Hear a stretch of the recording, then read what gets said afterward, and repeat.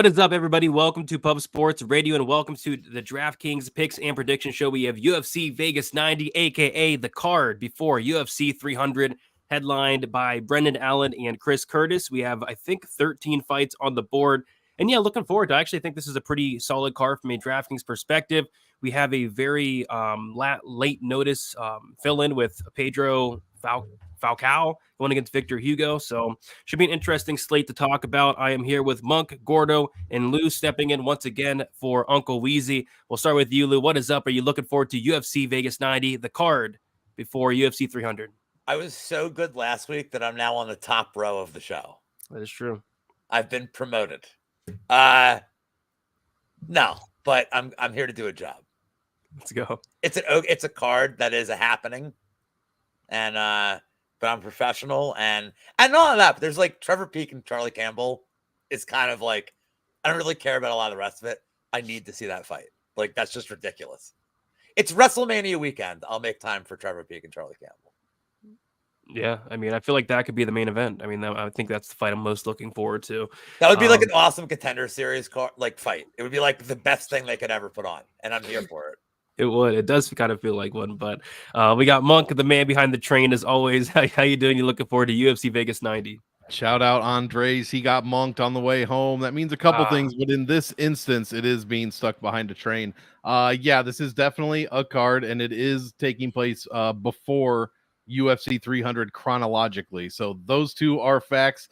There's a couple decent fights on here. Lou mentioned it. The whatever the fuck fight he mentioned, I forget already, but I like that one. Sorry, my brain completely reset there just now. So yeah, we also got a fight added. So Victor Hugo still on the card, as Brady alluded to. So 13 fights. Let's hope to find some diamonds in the rough, as it were, this week.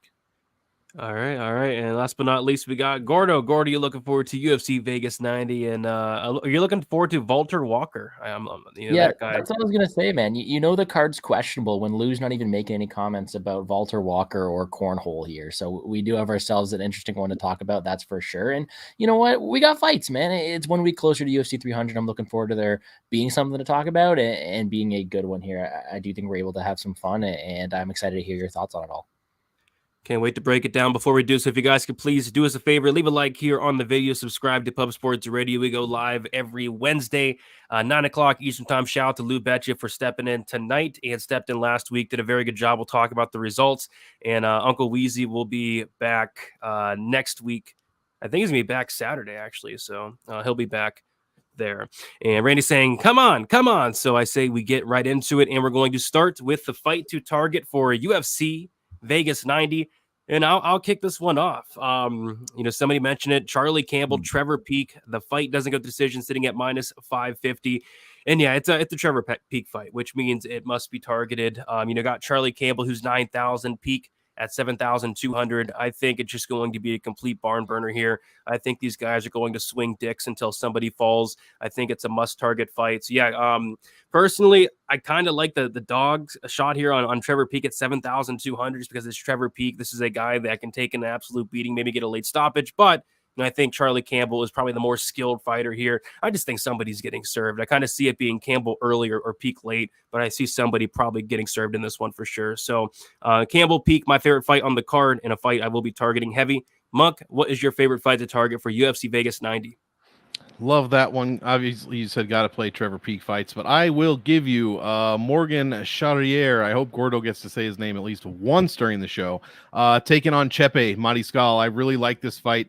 I think if it is going to be a crazy shit show, then it favors Mariscal at 7,900.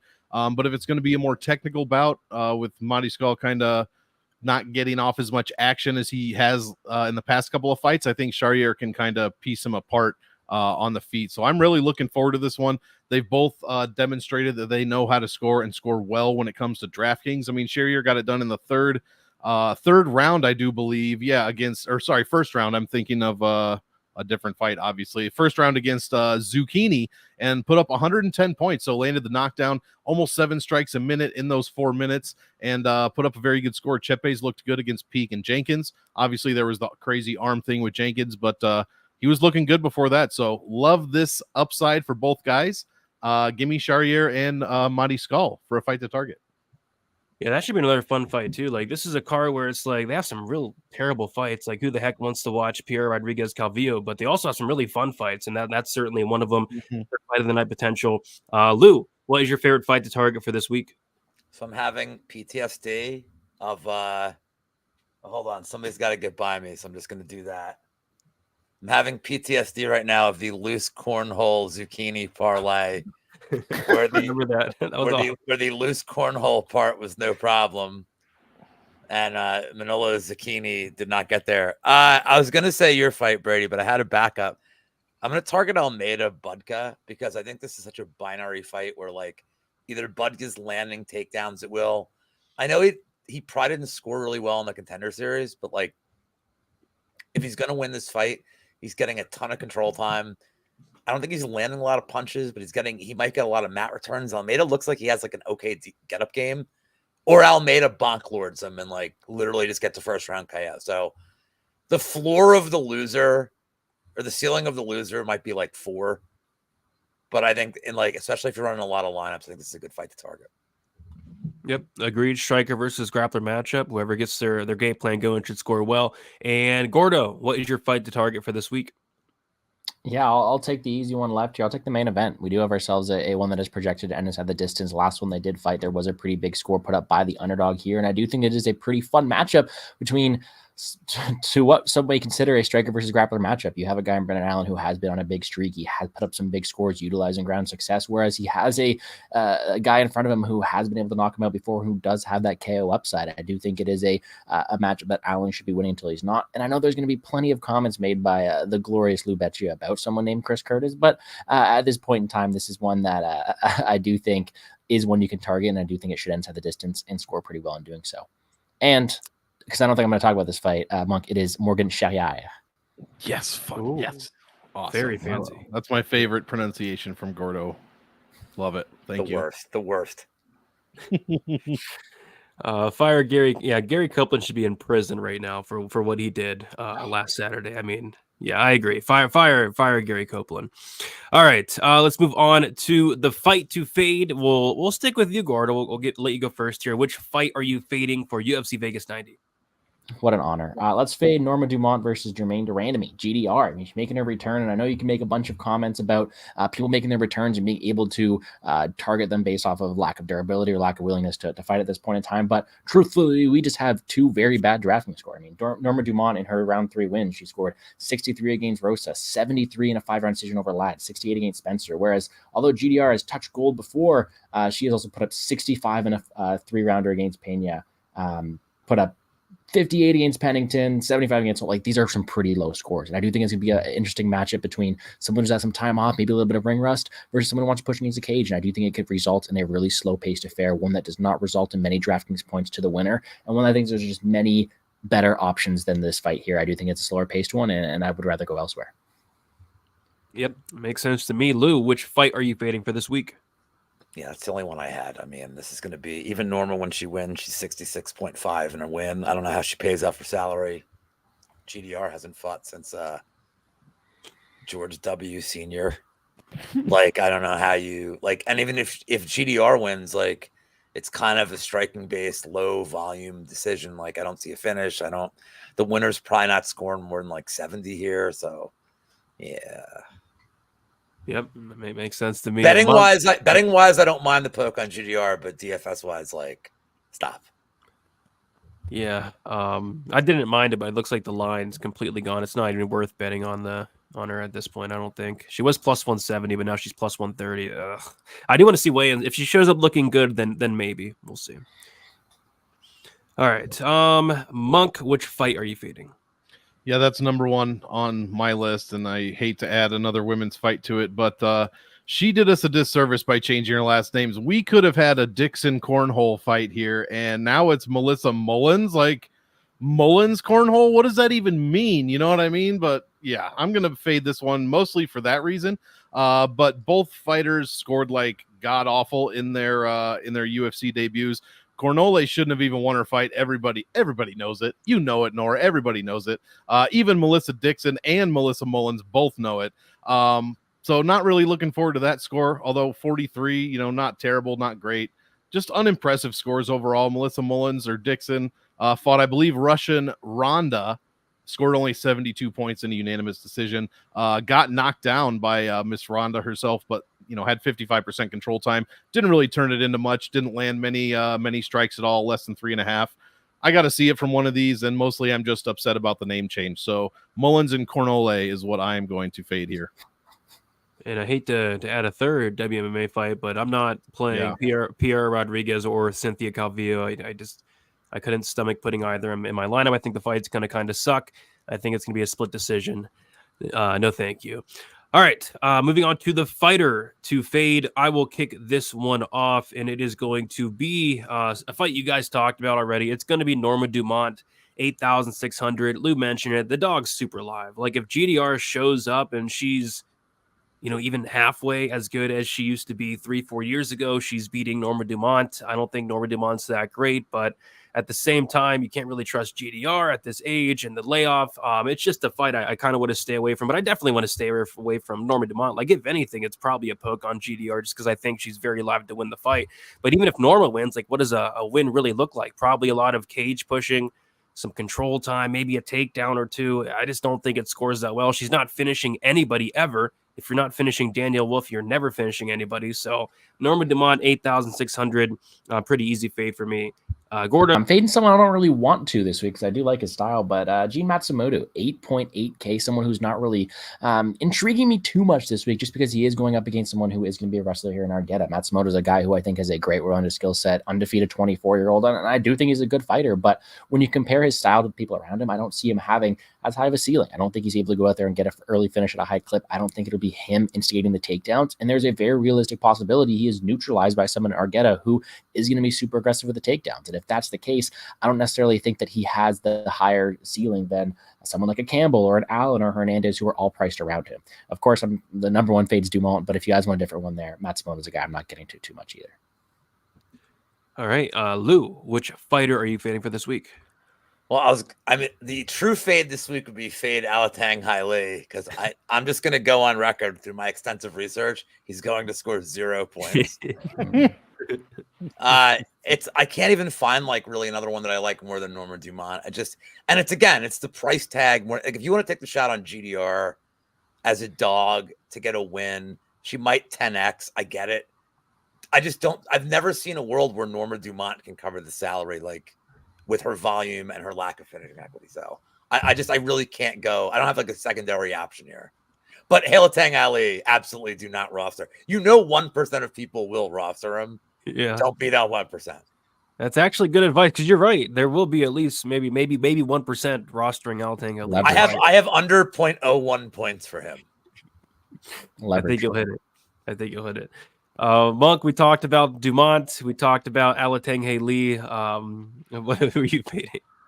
Yeah, I'm not going to repeat Dumont. It was tough for me to find a true fade, so I'm just going to get fucking crazy. I'm fading Valter Walker. First of all, his nickname is Trash, so the Pleasure Man's probably gone, right? So I need somebody. The Clean Monster? What does that even mean, bro? Like, and we're out of the USADA era, so I have no clue what it's awful. So first of all, fade for that. Second of all, he's fought a bunch of nothing. Alex Nicholson is 15-9, is probably the best person he's fought. Dude with 13 losses, and it's a bunch of 0-0s, 1-1, 7-3 type guys. Really just fought nobody. His striking is terrible.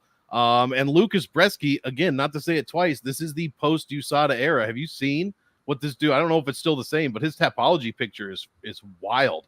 And we're getting back to that now after USADA. So lowest priced fighter on the card, absolutely. Most expensive price fighter on the card that can't strike and has probably less gas than, well, I was going to say than I do. That's not true. But not a lot of gas. Yeah, give me the fade on Valter Walker, the Clean Monster. I don't know if I've liked a nickname other than the Pleasure Man less. It's terrible. What about the Muscle Hamster? That's better. It's better than this. The adjective is better. Clean. What is clean? What are you doing? He's like going for the USADA jacket that doesn't exist. It doesn't. What about Obi-Wan Shinobi the Pillow? Yes. That's better. It's better. Wait, Lou, was that you that messaged him and asked him like Why? Was that you? Yeah, Stephen Kozlow. And then he gave me a 2-paragraph run-on sentence that was, strangely enough, made sense. Really? He basically described every piece. Like, oh, I like Star Wars, and then also I like Shinobi, and then also I like like people said I did sleeps and then pillows. There was no period, there's no commas. So like all I wrote back was okay. I remember seeing that, just laughing my ass off. Oh my gosh. All right. I say we move on. I'm a journalist. I had to. Yeah, you are. Inside info there. Favorite dog. We'll start with Lou. What do you got for your favorite dog? I mean, it's got to be Trevor Peak, right? Like, it's got to be, because his win condition is 125 points. It's round 1 KO. This. And we've seen Charlie Campbell. Like, look, man, I think Campbell's really skilled. I think that in a vacuum, Campbell wins this fight at a pretty high clip. But it wasn't that long ago that Campbell was kind of winning until he wasn't, against Chris Duncan, who is not really a UFC finisher. Like, he's kind of just a mid-level, all right guy. I think Peak's going to have his chances. And, like, the only thing I worry about here is that we saw when Peak fought in Saudi Arabia. Yes. Mm-hmm. Also, Trevor Peak in Saudi Ali. Arabia, I need videos of, like... Yeah, they let him in? I just need the videos of him being like, whoa, like, I need that. Like, oh, my God, this ain't Arkansas no more. How tall is that? Yeah, what? What do you mean that car's got 4 wheels? Like, he kind of played a little more of a conservative fight plan where he wasn't overexerting himself. So, like, I feel like if he does that here, it's really bad. It's really stupid. Campbell will just pick him apart and win a decision. I actually really like the over in this fight as a bet. It's going to be terrifying, but it's plus 130. I kind of feel like the over corresponds with a Campbell win. I don't think he gets done round 1. But what's Peak's win equity? It's 120 some points by round 1 hammer fifth. So I think he's going to be super popular. Yes. But it was either him or Lucas Brzeski. And like, I can't do it. You can. You totally can. I can't. Okay. Monk, can you? What is your favorite dog? Is it Brzeski? Oh, I can. I already talked about him, but yeah, yeah. Wow. He'll be in. He's in my lineup, boys. Let me just spoiler alert that. Favorite dog, Lou, earmuffs, bud. It's gonna be Chris Curtis in a 5-round fight. It's gonna be, his camera broke. He kicked it over like one of those streamers on the YouTube. Yeah, it's gonna be Chris Curtis, man. Look, I think he can go all 25 minutes, and I think he puts up a decent score in the process. Even in a loss, I think it's okay. I think it's worth it at 7,300 to take a stab. What are we? 1, 2, 3, 4, 5, 6th cheapest fighter on the entire card, who I think has 25-minute point scoring equity, if you want to call it that. I think he even has a chance at a win here, and I'm not just saying that because he already got the win over Allen. Don't get me wrong. I've been an Allen hater, for lack of a better word, for several fights in a row. I constantly find myself picking against him.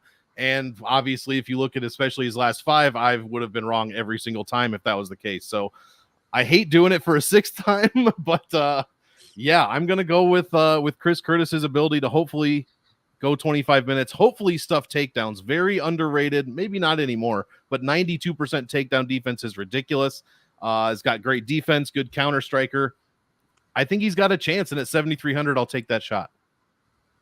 Yeah, I mean, Lou's not going to like to hear it, but that's no, don't tell him I said that, please. Yeah, I have a show to do tomorrow. Well, that's just described, so he doesn't know.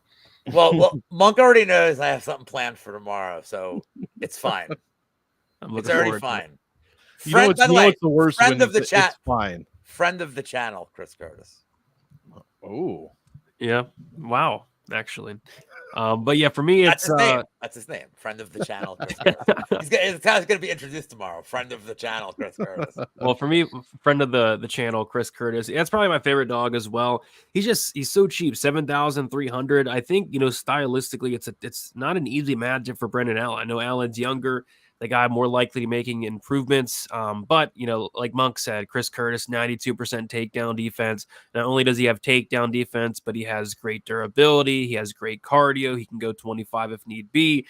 So yeah, I don't see Allen really taking him down. I think I could see a scenario where Allen wins the striking exchanges in terms of just, doing the better work. We see Chris Curtis get behind in terms of the numbers, but in a fight that I think takes place on the feet, just 7,300 for Curtis seems a little bit too cheap for me. So Curtis probably my favorite dog, but not something I'm in love with. But he'd probably be my favorite one if I had to pick one. Gordo, what do you like as a dog for this week?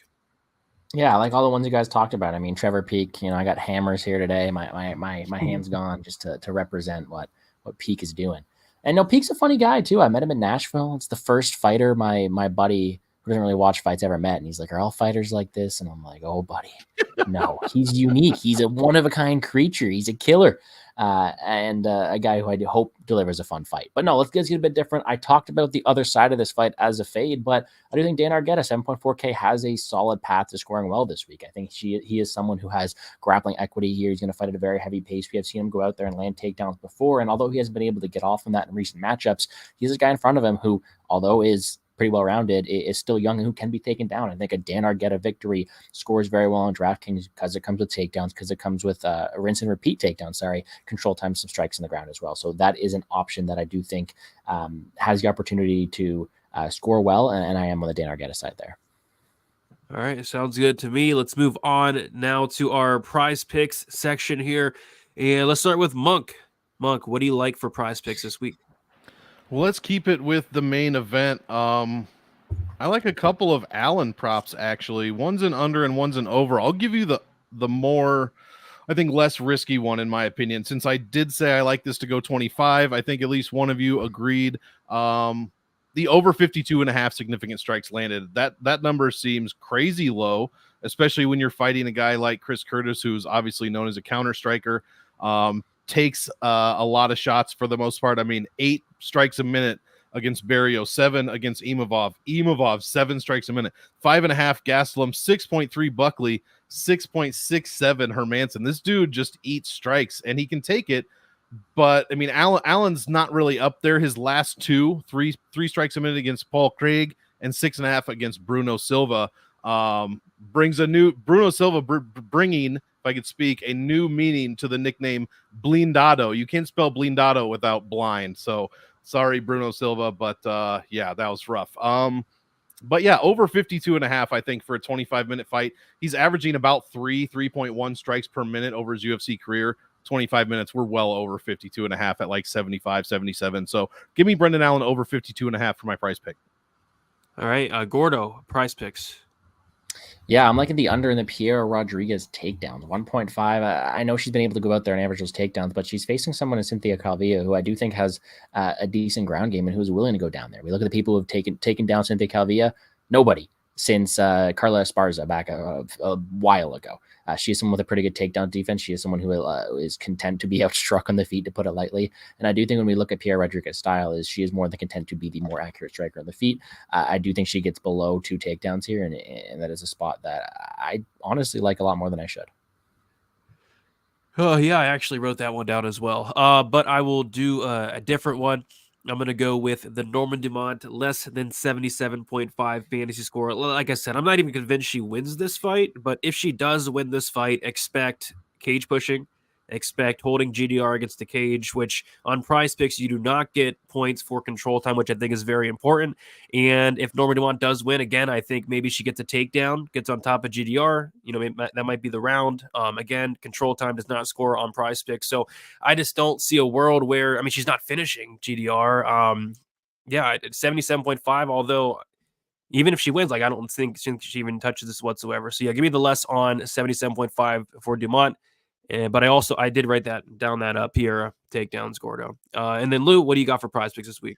I'm trying to get my buddy to come in the chat to spice up the joint. And if he does, I'm going to drink this German energy drink he brought me. It says it's called Ingwer Shot Classic from Kloster Kitchen. I am making none of this up. I will drink this on air. Is that legal? Is it legal?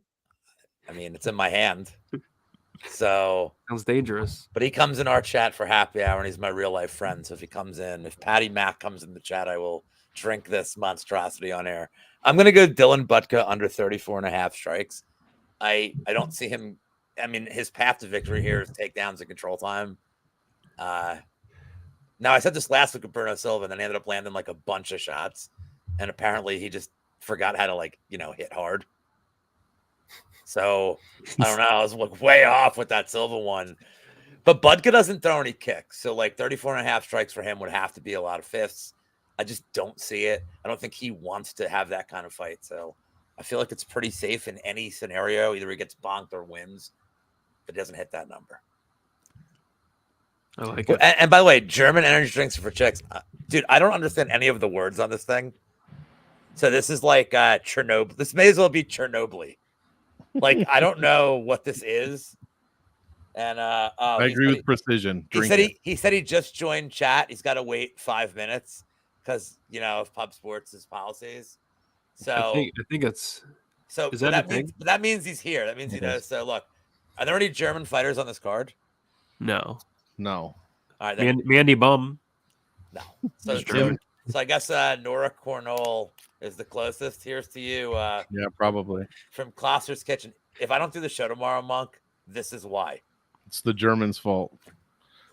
Oh, jeez. Ew.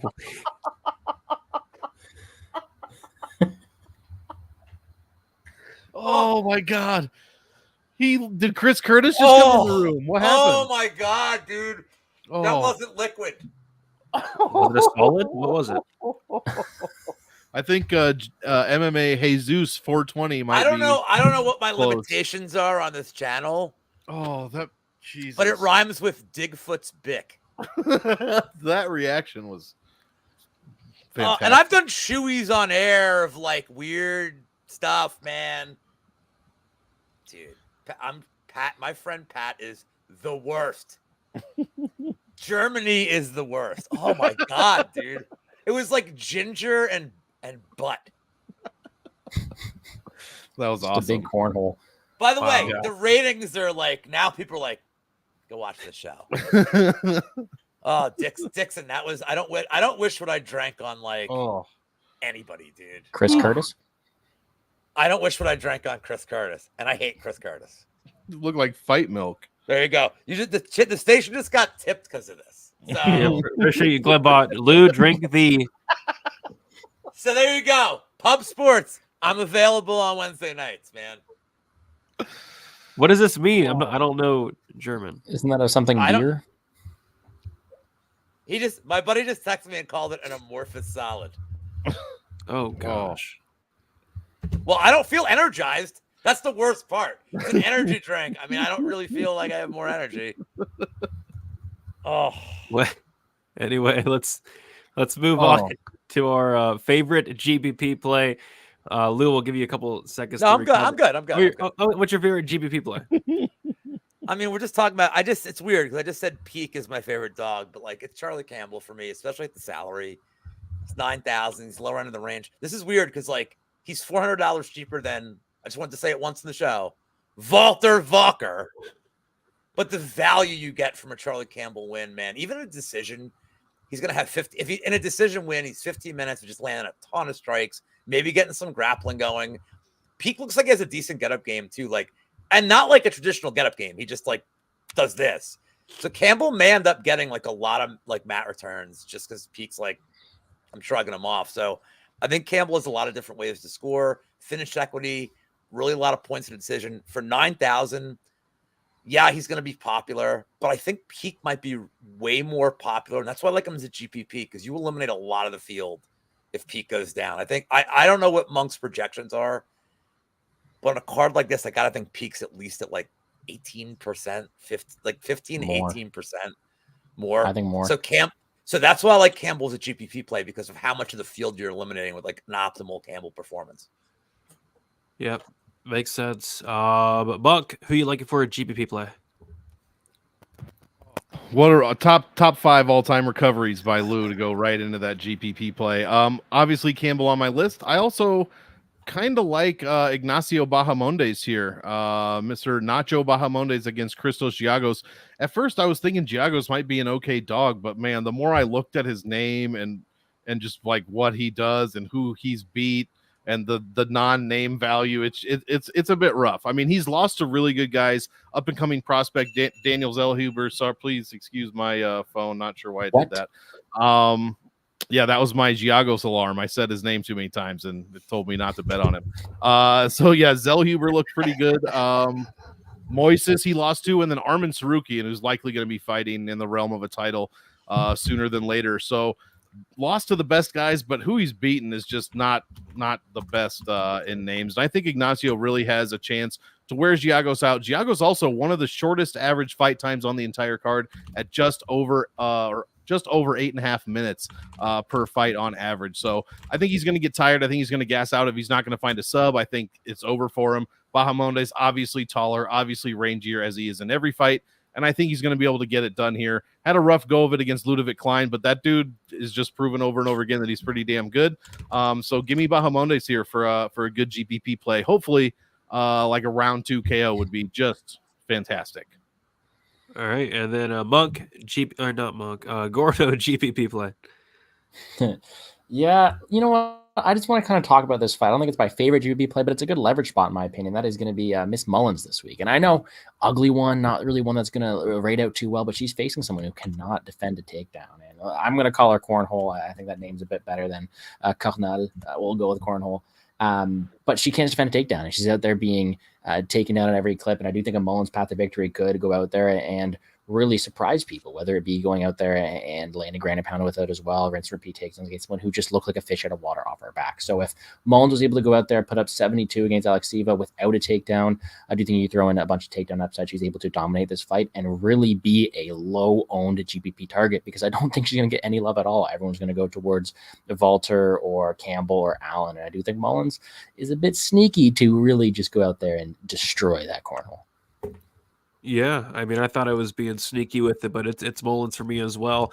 One of my favorite plays. I just think it's a really good matchup for her. She's going against Cornhole, who, like you said, I mean, she made Jocelyn Edwards look like what Hamzat Chimaev. I mean, it was a terrible performance, showed trash takedown defense, and Mullins is really good on the ground. She's a brown belt in BJJ, has really good ground and pound. I think she can make this look pretty easy and even get a finish as well. And like you said, I think she's going to be low owned up there. So I like Mullins quite a bit at 9,300. All right, moving on to the favorite cash play. We'll let you kick this off. Monk, who are you liking for cash this week? Well, I'm going to get away from the names that we've kind of been saying. I'll give something a little different. I'm going to try my hand, and this has failed me before, but Alexander Hernandez over Damon Jackson, I think is an okay cash play. Hernandez not very expensive at 8,700, and I do think Damon Jackson can be cracked. He has one of the lower chin ratings, chindexes, if you will, on the entire card. So he's been dropped before. Most recently, by it looks like, Dan Ige finished him pretty brutally in the second round.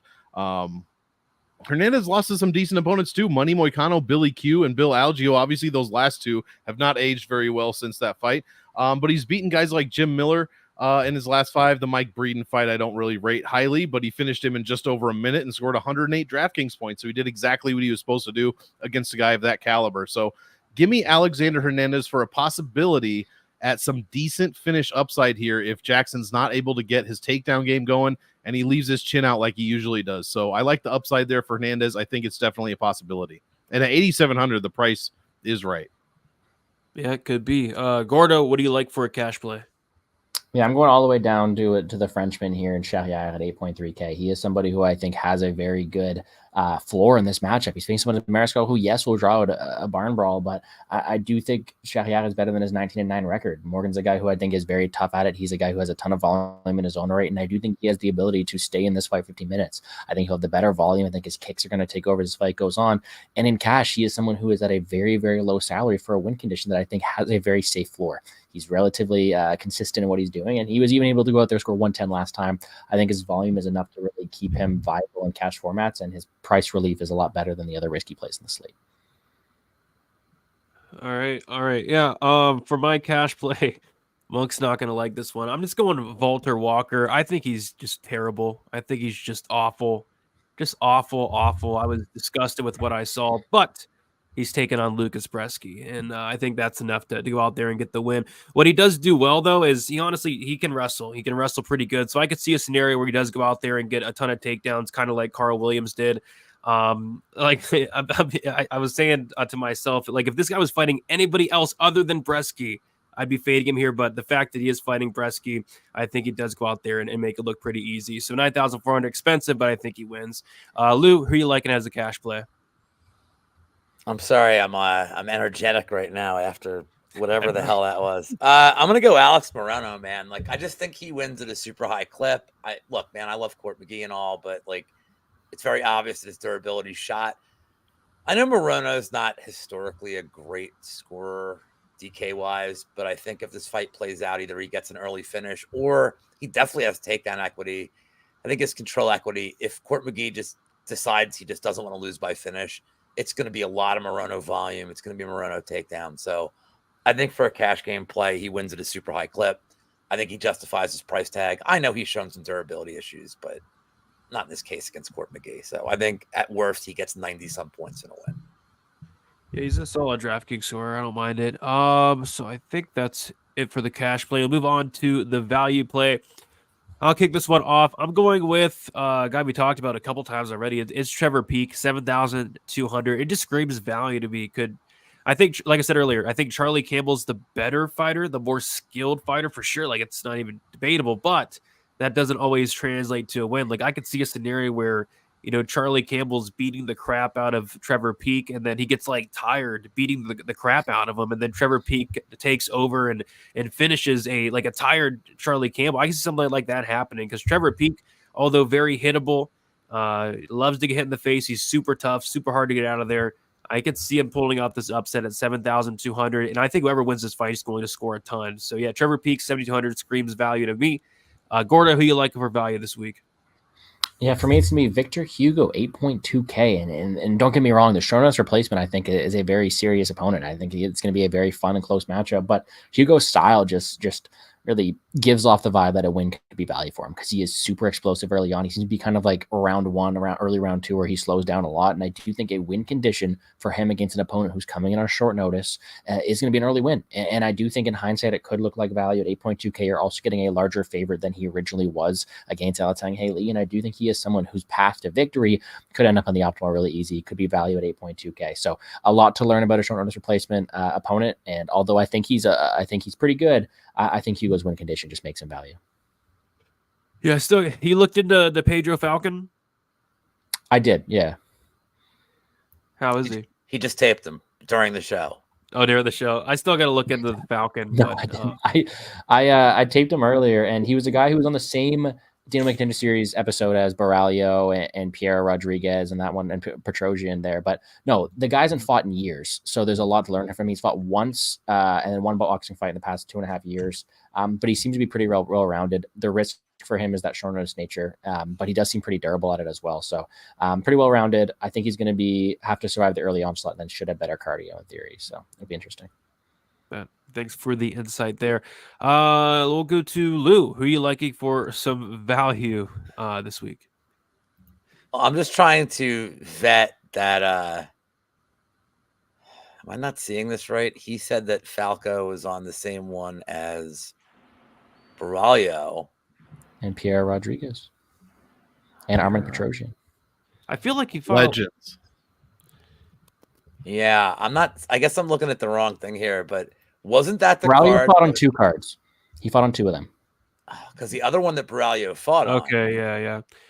If I'm not mistaken, Johnny Parsons. The other one that Baralho fought on was headlined by Johnny motherfucking Parsons. Johnny by God Parsons. I mean, it was that one. Yeah, you're right. It was that one. If I'm replacing Wheezy for the week, I know that in Wheezy's heart, he would want me as his replacement to mention Johnny Parsons in his stead. If I know anything about Wheezy, it's that he loves goddamn Johnny Parsons. Let's talk about somebody for the value play that we haven't even mentioned on the show yet. Let's go Dan Argueta at 7,400. I don't think Dan Argueta wins this fight. I think he's kind of overrated. There are some people I super respect in this community, like Pepe, who are betting him. I got a great price. I understand it. But man, if Argueta wins, how's he winning? It's just tons of takedowns. It's tons of control time. You want that for 7,400. I worry he's going to be high owned. So if you want to pivot away from him, I kind of understand it in a big GPP. But man, it's 7,400 for a guy that is for 15 minutes and is tough, is going to be proactively going for takedowns. I love it. Yeah, I'm surprised. No, Gordo, you talked about him, right? Yeah, I talked about him in my dog of the week. Yeah. Okay, I thought so. How does he think I have blasphemy against Argueta? I just said pick him. Like, what the? I know. Said take him. All right. And then I think Monk. Who you liking for some value? Yeah, it'll be a quick one here. We'll throw Christos Giagos in it. Somebody mentioned in the chat a super early sub, I guess, is live at 7,100. It's definitely worth more than the minimum, exposure that most people at this range would give for somebody who they're probably not picking to win.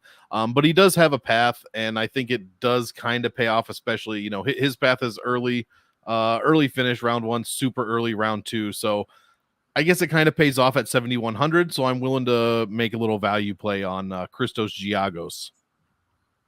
Sounds good to me. All right. Last but not least, we got the dart throw. We'll start with Gordo. Who is your dart throw for this week? Very ironic that it is also Christos Giagos. I mean, Monk just talked about him. I do think that he is someone who I do think his path to victory could be worthy of a little sprinkle. I mean, Ignacio Bahamondes is for sure going to be the clear-cut better striker and a guy who is also more proven in the later rounds. But early on, Giagos is a guy with a ton of takedown upside. He's got a ton of power in his own right. And Bahamondes isn't really the best defensively when it comes to absorbing damage or takedowns. I think that Giagos' victory here scores very, very well. We saw him put up a big score against Ricky Glenn, where he put up 103 and then put up 95 against Soriano. Wins for Christos Giagos has scored very well. And I do think, although not very likely in this matchup here, I do think it is worth a sprinkle at his low salary.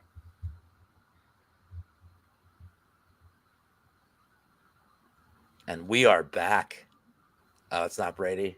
And we're back. Yeah, it's I had to take a piss.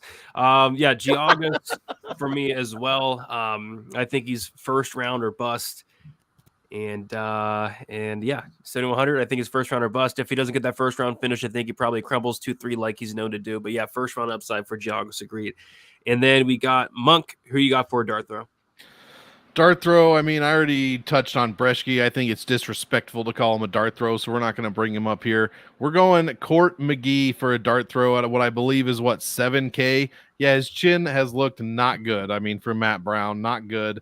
From Jeremiah Wells, 2 round 1 KO finishes where he's rarely been finished in the past.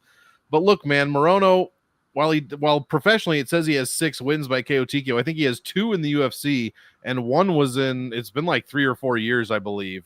So he's not exactly a he's not Matt Brown, who's the king of knockouts in the whole UFC. He's not Jeremiah Wells, who's super explosive.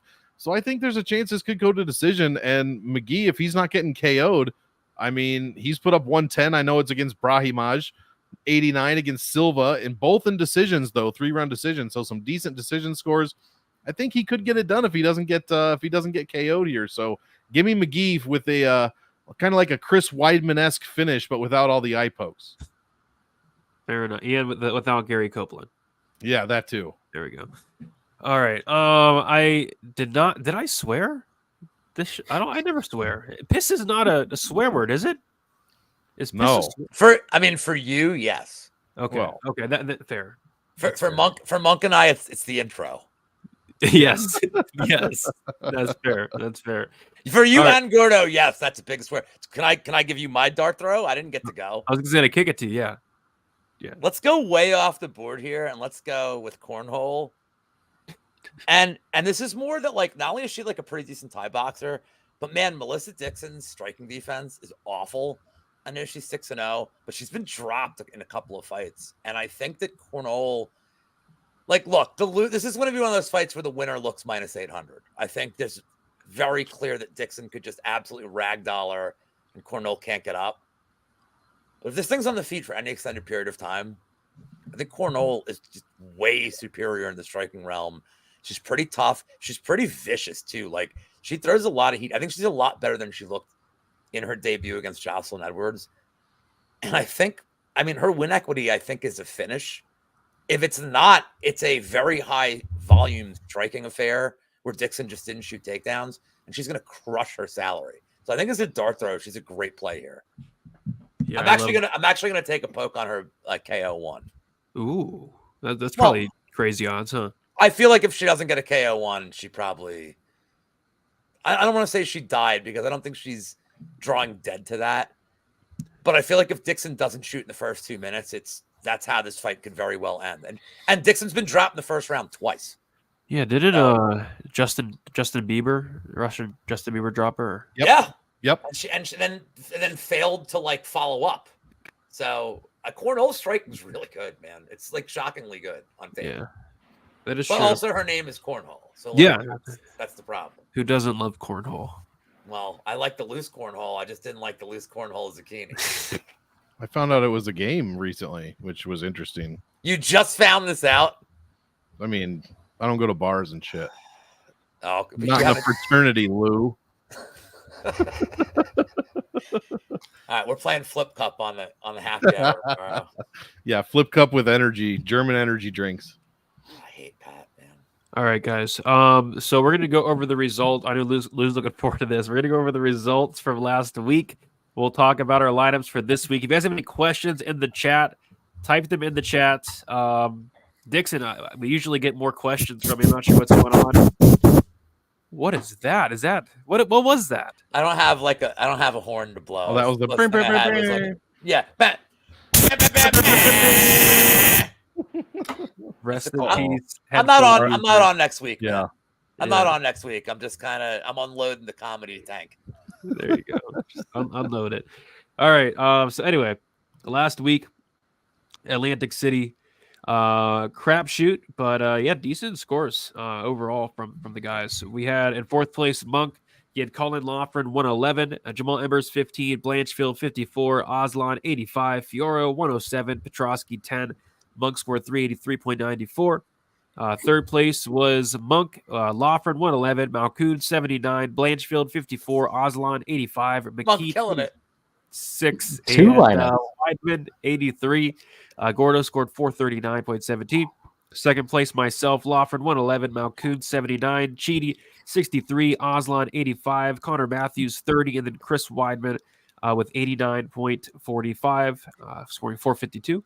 And then in first place, Uncle Lou, Colin Loughran 111, or Sultan Ruzaboev 104, Jacob Malkoon 79, Aslan 85, Fioro 107, and then Herbert Burns 9.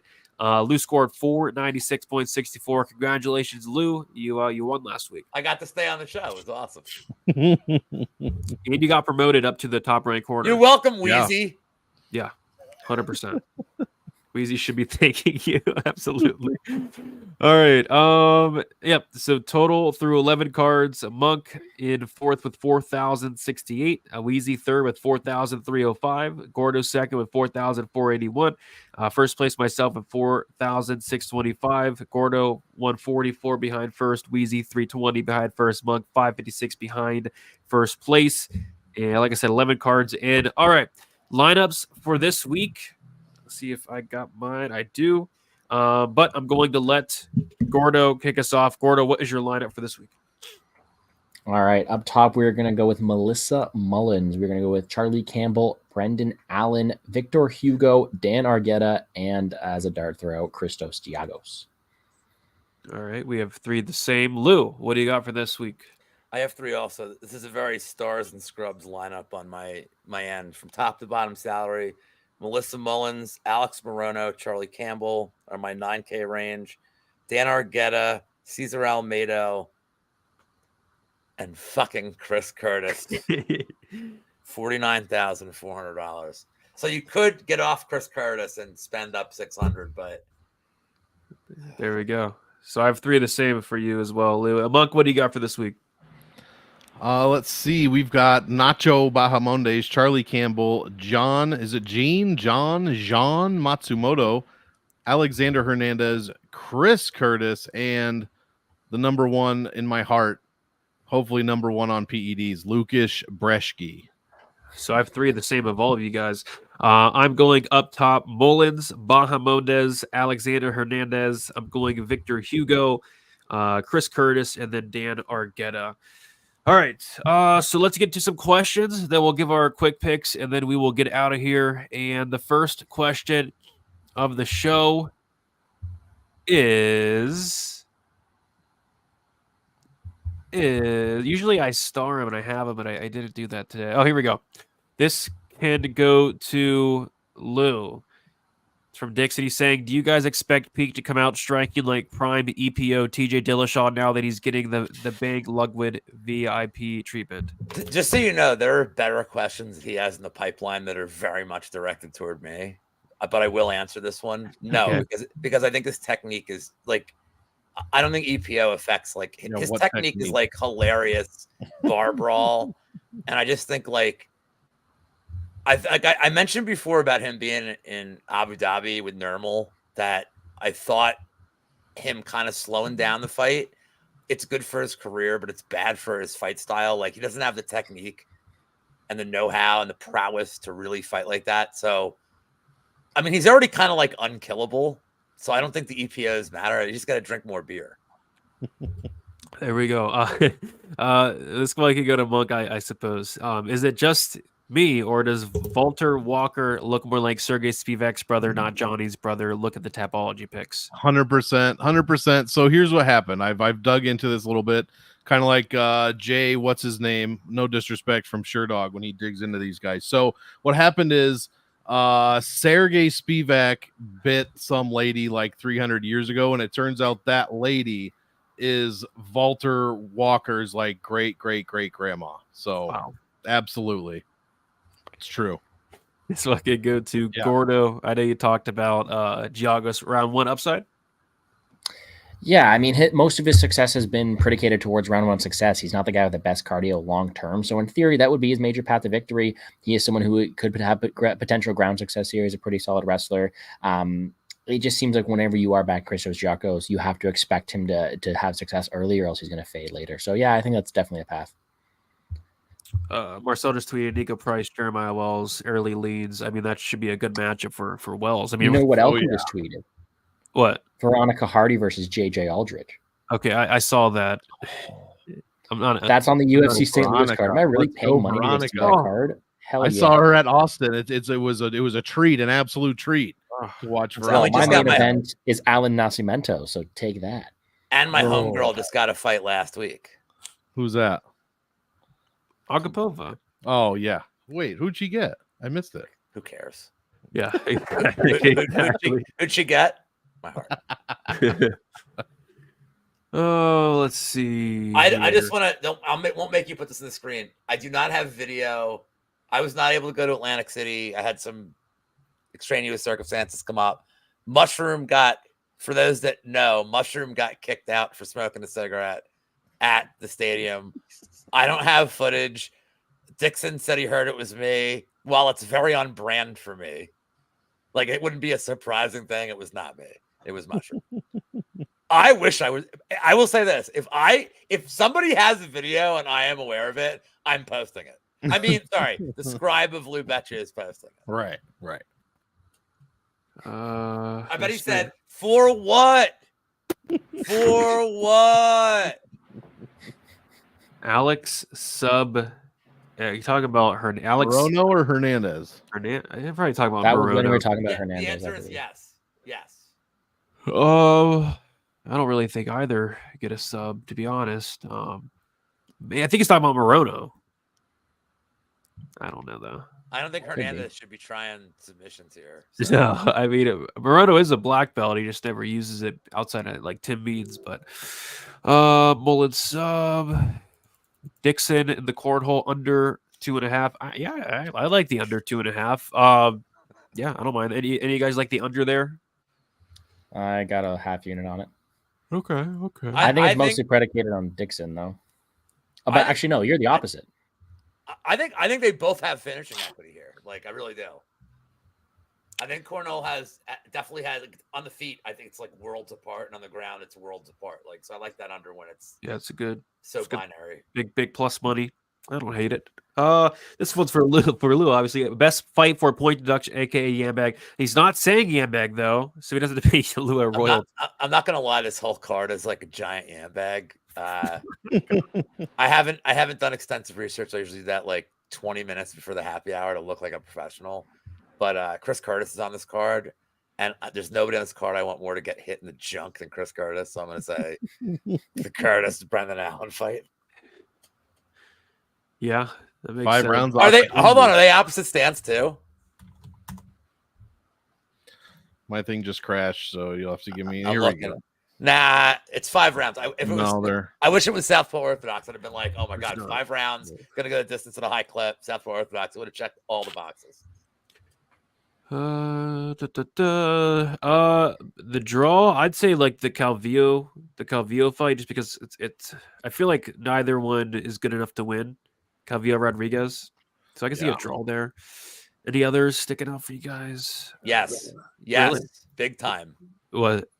The Hernandez Damon Jackson fight, because if I'm looking at a draw and it's not going to be a point deduction, I'm looking at a 10-8 round. Yeah. And Hernandez comes out hot, man, and he could like just completely murderize Damon Jackson, get close to getting him out, and then gas. So if that's what happens, Damon Jackson doesn't finish him. I think 28, super live. Like, it's funny he's bringing that up because I looked at that yesterday and I'm like, huh.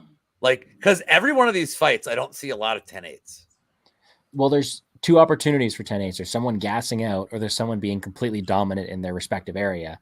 And that's why the 2 very first fight of the nights, whether it be Mullins with ground and pound 10-8 or Cornhole going out there and getting a 10-8 on the feet, that's viable, or Budka Almeida. Almeida's going to have a clear advantage in the striking. Budka is going to have to go out there and have round success, and he could look 10-8 in a round. I feel Almeida won't get a 10-8. He would just like kill him. Like, I don't like wait. Budka getting a 10-8 if he's throwing a lot of volume on the ground or like going for chokes. Absolutely, I say absolutely. Well, what if what if a ref takes a point? Just kidding. That's insane. You're off the show. They never. The refs have like not like. When's the last time we got a point deduction? Saturday. Never. Herbert Burns. Yeah, there's one last week. Herbert Burns with Doesn't 2 count. knees in a row. I know. I guess it got overshadowed because there should have been like 50. Right. I mean, Chris You're right. Weidman got a point deducted today from his fight Saturday for cheating. I can't believe it, man. I can't believe it. That's insane. Oh gosh. So Peak moved from the Waffle House to the Solid Cracker camp. Barrel. Solid camp, man. Right. Yeah. That's hilarious. By the way, Cracker Barrel Muay Thai. I don't know Gus B. I may steal that. I will totally give you credit on all my shows that Gus B said that. Probably That's- playing the peg game. I think Cracker Barrel Muay Thai is too good to only be used once on one of these shows. That's good. That's the best thing I've seen all It's I mean, right, right next to Tyrell Schulman vacuum cleaning service. Shout out to Gus for the. Sometimes you just need a good laugh, and that was. Is Brzeski sub 2-3 live with the juice and Walker gassing? Not for me, Glenn Bob, but maybe one of these guys like a 2-3 sub. He's gonna win. No. Monk likes the gonna win. It's just how. I have a different take. Don't bet this fight. Oh, I'm not touching this. No, like Glenn. I love Glenn. Glenn's one of the coolest people in the space. Don't bet this, Glenn. Don't bet this fight. Glenn's not going to listen. Glenn's going to bet every fight because I know how Glenn is. No. Do it. But I will say this. I like the idea of not betting Valter Walker. Like, I like the idea of not betting that guy. All right. So what we'll do now is we'll picks. Yeah, I thought somebody was. You want me to host? No, I thought somebody was. I could have swore somebody was saying something. I was talking about. Okay. I was going to be like, I was looking at it. Brzeski apparently has 2 submissions on the records, but their opponent's record are NA. He got submissions over guys who literally do not have records. So there's tape of the one of them. He actually bored him to death. The guy's like, I'm leaving. He didn't even tap out. He just left. He's like, I can't with you. And he's like, it's rare. All right. Rare. So he beat Josh San Diego that way, I think. Lou, what are your quick picks? All right. Method. Top to bottom. Whatever you want. Yeah. I'll go bottom to top because I'll save the best for last. I'm going to play Mullins decision, Almeida KO1, Argueta decision, Pierre Rodriguez decision. I'm just not buying Calvillo here. More tomorrow. The old lady GDR decision, Morono KO1, Charlie Campbell KO2, Valter Walker by decision in the worst fight ever. Bahamondes round 2 KO, Chepe by split decision, Damon Jackson by decision, and Chris Curtis by pissing me the fuck off. Monk, what do you by decision? Sorry, I didn't say that. By decision. Oh, you're good. You're good. Monk, what do you got for quick picks? Walker by decision. We're gonna have fun tomorrow. Mullins, we'll go top to bottom because this is what we do here on this show. This is what we do.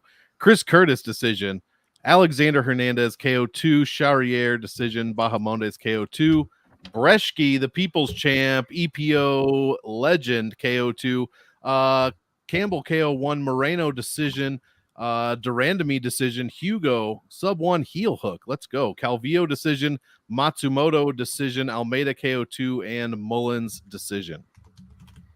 All right. Where the hell is the card? There it is. So main event, I'm going Chris Curtis KO3. I'm going Alexander Hernandez KO1. Charrière decision. I'm going Bahamondes sub 2. I'm going Valter Walker decision. I'm going Charlie Campbell KO1. I'm going Alex Morono decision. I am going GDR decision. Hugo sub 1. And it's so funny you say that, Monk, because I'm going heel hook as well. Yes. Let's go with Calvillo decision. Argueta decision, I guess. Almeida decision, I suppose, and then Mullins KO2. Gordo, what do you got for this week? All right. Yeah, I'm going. I guess I'm the only one taking. All right, cool. Brendan Allen will go decision. We'll go Alex Hernandez KO1, Morgan Charrière decision, Ignacio Bahamondes sub 3, Valter Walker KO1, Charlie Campbell KO1, Alex Morono decision, GDR actually KO2, Victor Hugo sub 1, Cynthia Calvillo decision, Gene Matsumoto decision, Dylan Budka decision, and Melissa Mullins KO2. You didn't say what sub Hugo's getting. On this show, we say the exact sub. Mm-hmm. The exact submission. I think he gets a knee bar. There it is. No, I'll go heel hook just for the culture. All three of us. There you go. All right. We did it. This is a card that is going to be happening, and we're going to watch it. We're going to enjoy it. And then we're going to kick it to Lou. Lou, what do you got going on for this week? First, you got the happy hour. Any other special plans for Vegas 90? Yeah, Aaron the dog's trying to get me to do a show like literally right now. So maybe that's a thing. Just a happy hour. Next week, though, since I won't be on next week, big week, except for me and Gordo, which is weird. Gordo and I got to do a show really soon. Props to consider next week with Brady and Wheezy. And then I'm on the panel with Couch Warrior and Tyler and Pepe, Sylvia. And then the happy hour is Monk and I with special guests that used to sit in this very seat sparring with reality, Luke Lamp. So Thursday is going to be very busy. Very busy next week for Cody Brundage Fight Week. Wait, what was the stream you had with Pepe and who? That's with Couch Warrior and 138 MMA. What day is that? That's literally right before the show where I'm going to talk about the exact same shit with Monk. Thursday? Yeah. Oh, I'm doing a show with Couch Warrior Tuesday, so it's different. Okay. Yeah, ours is better because it's later in the week. Okay, that makes sense. So I guess mine's Tuesday. I thought we might have been on the same show, but I guess it's different. No offense, Brady. You're a Tuesday hoe. I guess I am a Tuesday hoe. All right. You're on the best prop show on Thursdays on the internet. So on Thursdays. I'm looking forward to that for sure. Monk, what do you got going on? Yeah, happy hour for sure. Check it out. Lots of Chris Curtis love coming to you this week. Big show, as Lou mentioned, next week. And hopefully, I should probably try to arrange some guests because for 6 weeks ago, I had 6 weeks to UFC 300, but I should probably debut a new show and probably get some people to go on it. So you might hear from me hopefully pretty soon. I should probably start to do that at some point. I thought I still had 6 weeks. Like I don't know what happened. But yeah, that's about it, man. Also, I think it's an early card, everybody. So we've been lulled into 6 p.m. non-pay-per-view cards. I believe this is 2 p.m. Central Time, 3 p.m. Eastern. So get those picks and bets in. I might be wrong. Did I just make that up? You're right. Okay. You're right. Good. Thank God. You know, right? These last 2 cards, I'm up Imagine at like if this started at 6. Gee, Chris Curtis at 1 p.m. Good God. They say nothing good happens at night, and that would certainly be on that list. That's the truth. So yeah, decent start time this week, which is nice. Gordo, let the people know what you got. Yeah, my full card picks and prediction is already live on the Plays and Fades YouTube channel, just posted as this video was going. If you want to go hear, you want to be like Monk and hear me say Charrière 8 times, you can go check that out there on the Plays and Fades YouTube channel. So I appreciate all that. Flat is full card betting and DFS, as well as I do work with Establish the Run. I do a DFS podcast with Brett Apley every Thursday, as well as help out with the written breakdowns and projections. So be sure to go check that all out on their website. Next week, UFC 300. It's a big one. I'll be doing way too many shows over there, but unfortunately behind a paywall. But you know where to find my free content, Plays and Fade Sports. So no, wish everyone the best of luck. Be happy to talk over an amazing card next week. And I appreciate Lou and his scribe for joining us the past 2 weeks. We love his entertainment. We love his picks. He kicked our ass last week, and he's going to go home a champion. So much love. Appreciate you. Go check out his stuff as well. And good luck this weekend. Yeah. Don't we got to bathe in the blood of our Draftkings enemies as well? Come on, Lou. That's all you. Don't forget to do it. I should have had like a goblet in front of me. But, Gordo, I will drink your blood. I will wear your skin. I will embrace your skin until it's the key to worlds unborn. I don't think that's what he says. Pretty close, though. That is close. It's literally from an SNL skit where it's about the Mr. Belvedere fan club. and one guy just really liked Mr. Belvedere. Well, close enough. To wear the flesh, to tear the flesh. Close enough. World unknown. We'll take it. My full card breakdown should be out tomorrow. Live stream Friday, final thoughts, and then best bet Saturday. And then I'm going to be getting out some early content for UFC 300. Just tons of content for UFC 300. Best of luck, everybody. UFC Vegas 90. Like on your way out, subscribe, and we'll talk to you guys soon. See you later.